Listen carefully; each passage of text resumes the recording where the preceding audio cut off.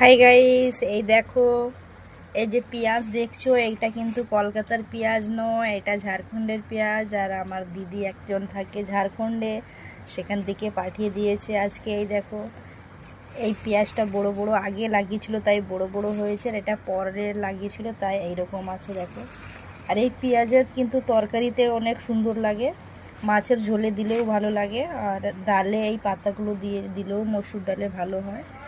তোমরা যদি কেউ নতুন রেসিপি জানো এই পেঁয়াজটার, তাহলে আমাকে কমেন্টে অবশ্যই জানাবে। আর এই দেখো, আমরা তো তোমরা জানো সবাই যে আমি শহরে থাকি, আমি কলকাতায় থাকি, তো আমরা গ্রামের জিনিস খুব কম খেতে পাই। তো আমাদের দিদির বাড়ি, বাবার বাড়ি, এগুলো দিয়েই আমরা ঝাড়খণ্ডের, বিহারের গ্রামের জিনিস খেতে পাই, ওরা যখন পাঠিয়ে দেয়।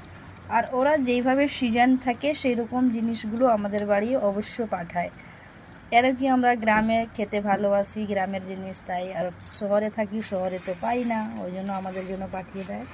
আর এই দেখো, নতুন পেঁয়াজগুলো এরকম থাকে।